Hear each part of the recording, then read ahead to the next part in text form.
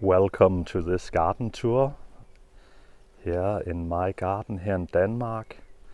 This is a Zone 7 equivalent here in Europe. And yeah, we're gonna take a garden tour and let's see what's in flower right now here at the end of May. First and foremost, you'll notice all of these alliums. They are really looking great. And this is Allium Globemaster, and that is the allium that I have throughout this garden.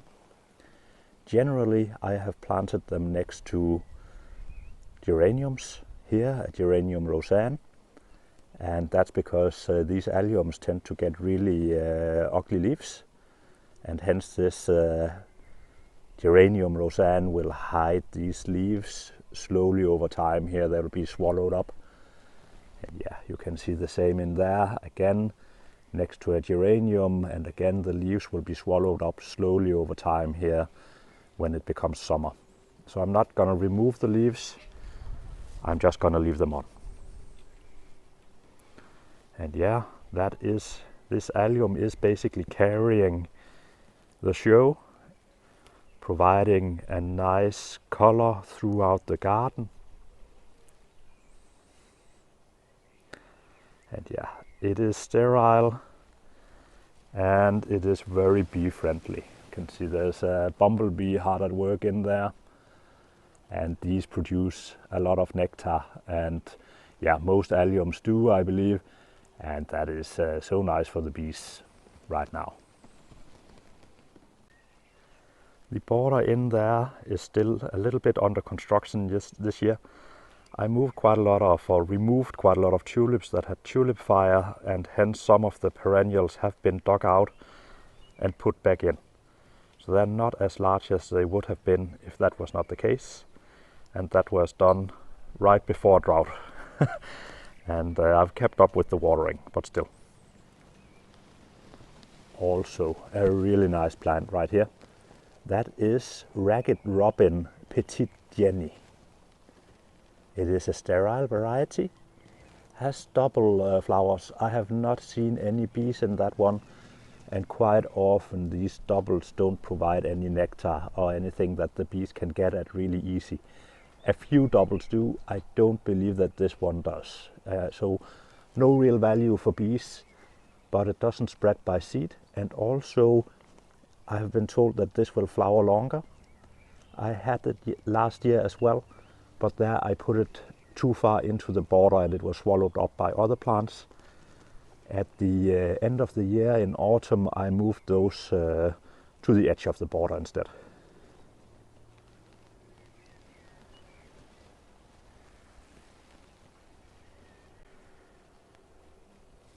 Moving along, Nepeta, Walker Slow. That is looking really great. Nepeta Walker Slow. Well, here it actually becomes rather tall. I think my soil is quite good. It's clay, but it has been amended year after year with mushroom compost. So basically horse manure with some straw in it, right? And Nepetas are really great bee plants. This one is as well. This is also sterile. Same actually goes for this Geum Totally Tangerine sitting right next to them. And yeah, again, these are nice open flowers. Both of these provide a nice nectar for bees. So no issues there basically. They will just not set any seeds. However, they will flower for longer. And of course, you have to divide them actively and decide where you want them, since they're not going to spread. But they will flower for a bit longer, and perhaps that's due to not using up any energy on setting seeds. I'm not an expert there though. In here, you'll notice that I have been putting in some plants here, and that's because I removed my aster. Aster is not that good for people with hay fever, and unfortunately I have developed quite a hay fever this year. So I removed this aster. I did not know that in the past basically, so yeah, that's a shame. Was a really great aster. What I added in instead is this, I believe it's called Geranium phaeum Joseph Green. It's not beloved by bees, it's a double. It's sterile, but yeah, most doubles are not that fantastic for bees. This is not a fantastic plant for bees. But looking up you can see I have so many plants in this garden that the bees really adore. Oh, and at the very edge right here, Iris siberica. I'll add in the name for that one. I divided them earlier this year, so they, and that was right before the drought. Yeah, I didn't know that that was coming, but they seem to be doing all right, although the flower stems are not as tall as they were last year. So a bit of an unfortunate timing. Yeah, I'll move back just to show you how the garden looks from here. And that does look really nice at this time of year. We can move along the border here. And yeah, you'll notice another Iris siberica. Iris siberica at this time of year is looking really nice. I think most of my plants in this garden right now are like 14 days ahead of themselves. And it's due to that drought. There was a drought on, and rather warm at day and rather cold at night actually. Almost freezing temperatures, almost dipping into frost. But the plants have done rather nice considering that there was a drought. It's actually a nice plant as well, right? Yeah, I didn't move that one, and you can see that it has dealt a lot better with the drought since that wasn't divided and put back in. Also right behind that one, oh, they're called Roma is a specialty name. What is the actual name? Oh, I can't remember. These I've actually moved here. There was one in here to begin with. That is that one at the back, looking really great. Also in here again I've removed an aster. And what did I do in here?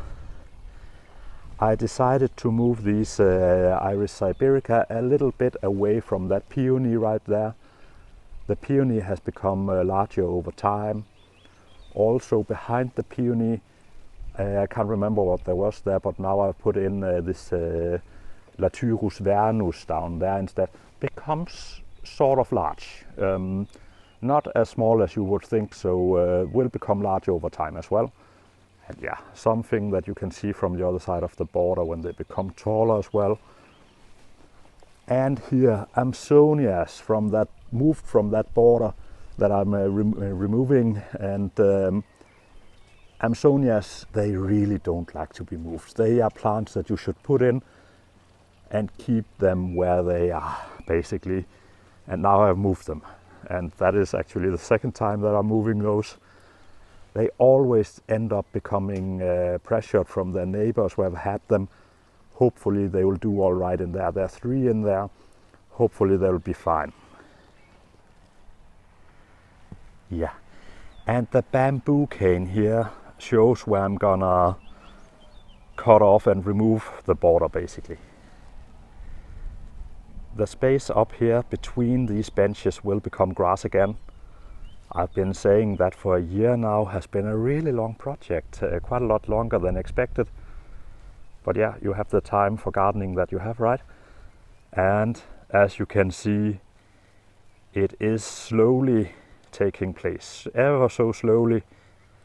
I am getting bulbs and perennials out of there. So many bulbs in there. So still many bulbs in there, but ever so slowly they're being removed, or rather moved. So far I think I have discarded one plant. I can't remember which one. And of course some of my alliums had split quite a lot in their allium globemaster. Will basically divide itself each year, so it will be like 1, and then there's 2, then there's 4, then there's 8, and then there's 16, right?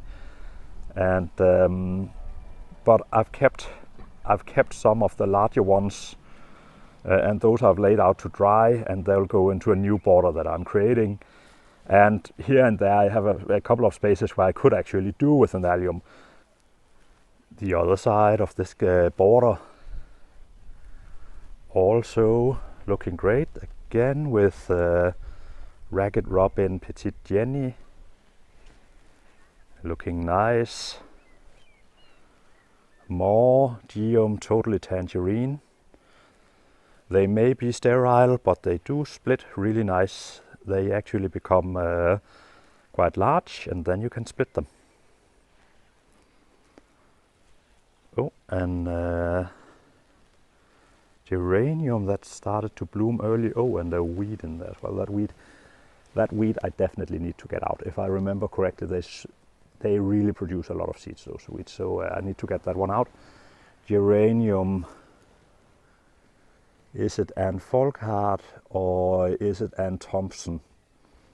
That is a bit hard to conclude from here. Oh, there was a frog in there as well. There actually was a frog in there.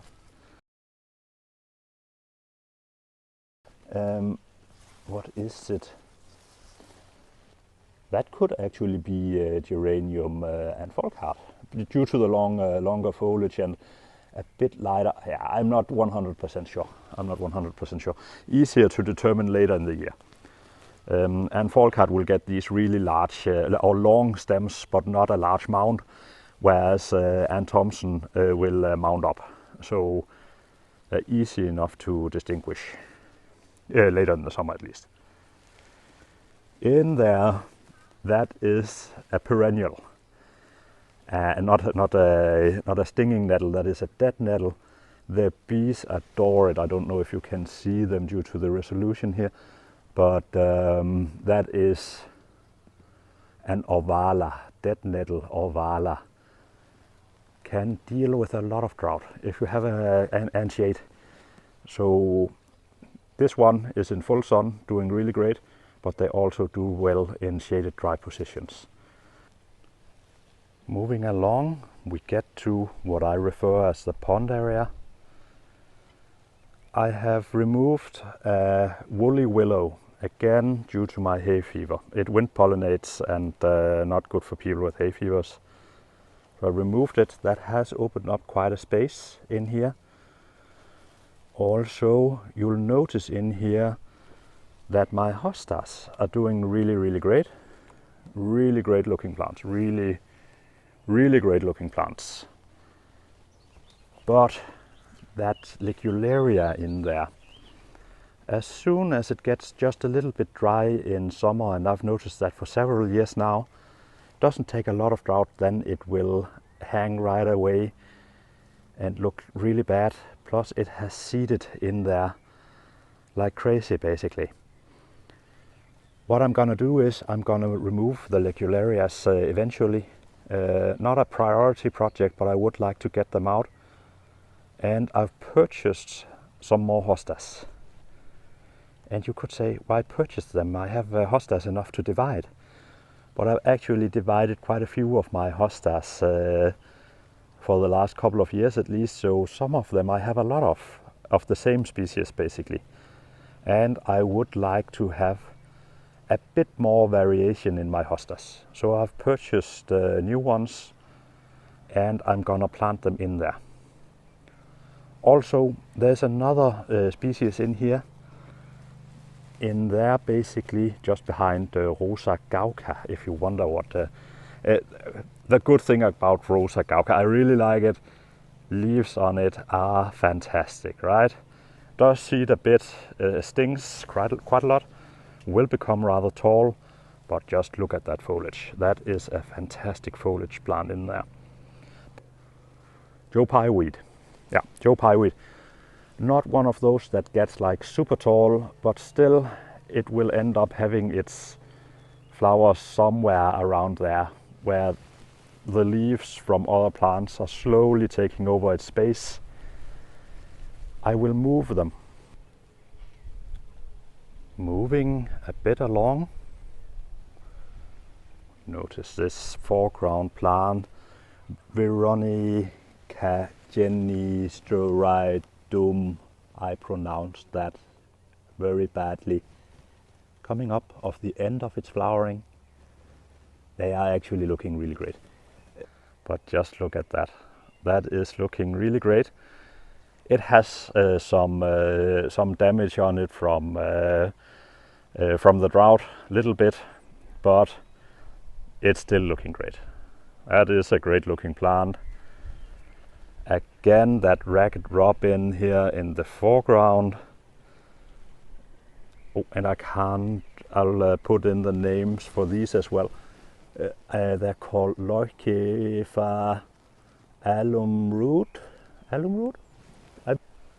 Yeah, that is the corner as such is actually starting to look really great, especially from afar. I will edit that a little bit.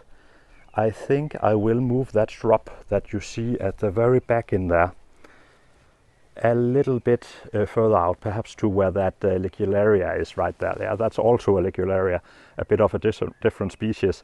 Also gets really ugly once it gets dry. So I think I'll remove that and just put that shrub in there a bit more forward. And then I will move the Joe Pye weeds that we talked about earlier in there, at least some of them. The golden chain tree, highly poisonous. Highly poisonous. Do not eat any part of a golden chain tree. The seeds is what usually gets people confused. Don't even try to taste them. Highly poisonous. I believe that children can sometimes confuse them with peas that are edible, and these are highly poisonous. You will die, or at least there's a high risk of dying. But just teach your children not to eat them. This is a variety called Vossi or Vosii perhaps, and they don't produce as many seeds as is typical for the species. So that could be a plus, right? Iris siberica. I believe that it's Caesar's brother. At least I believe that it is. That is looking great. The bees really like this one. Not that many bees in it right now, but that is because of the alliums.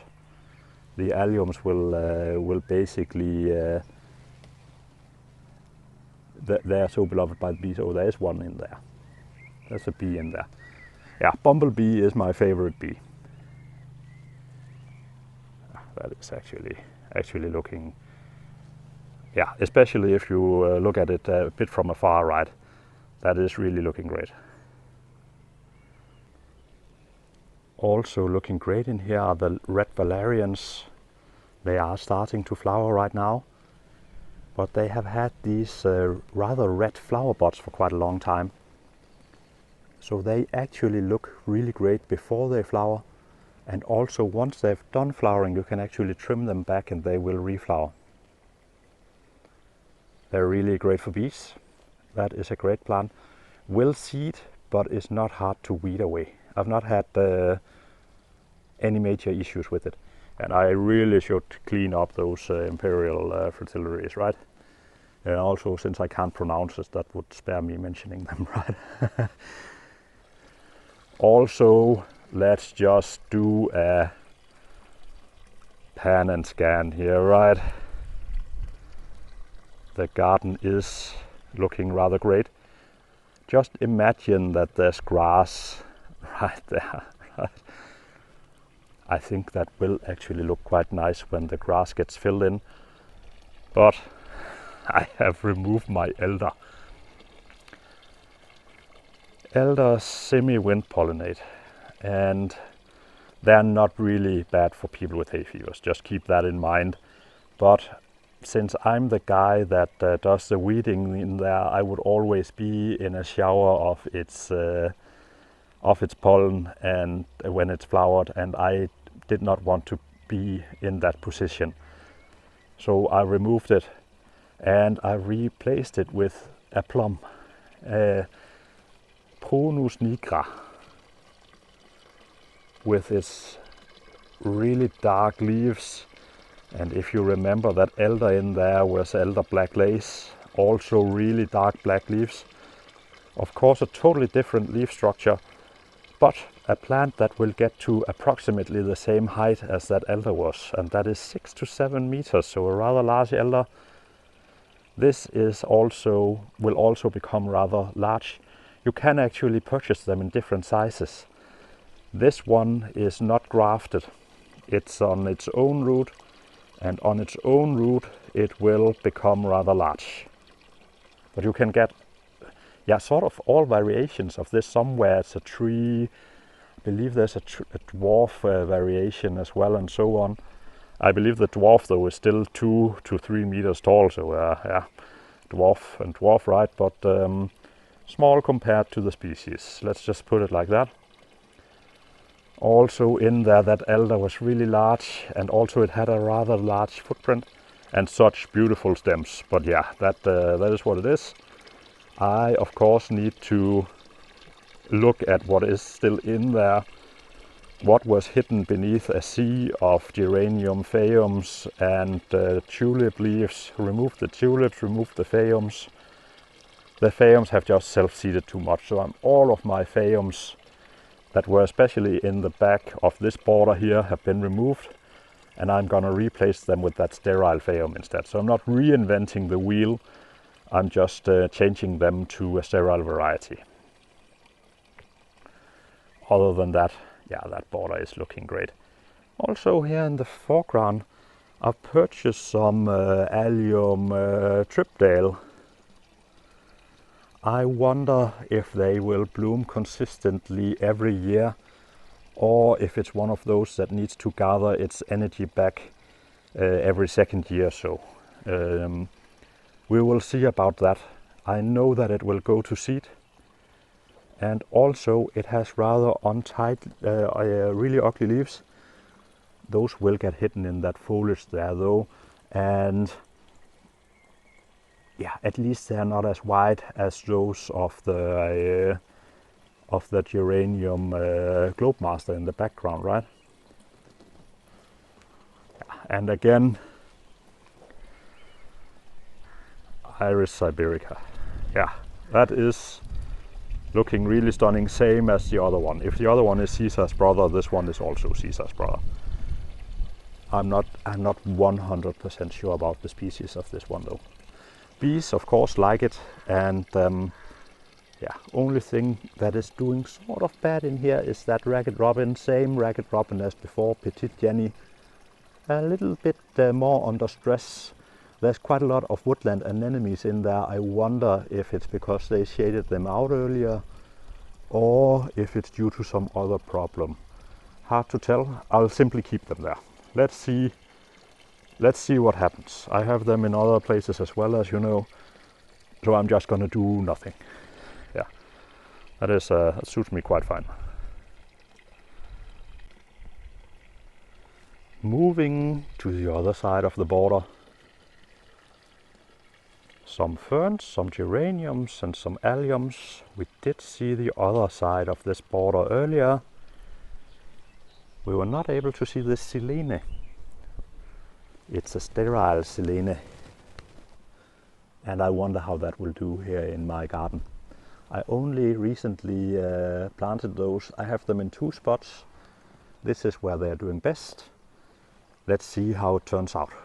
Also, will they drown in geraniums and that fern? I wonder, but let's see. Beauty bush. This is really bee friendly and in its very early stage of starting to flower. That will be covered in those small pinkish flowers. That is a beauty. That is really, yeah, the name suits it quite well. Yeah, I hope you got a good impression of what is going on in this garden at the moment. Thank you for watching. Do like and subscribe if you want. Bye bye.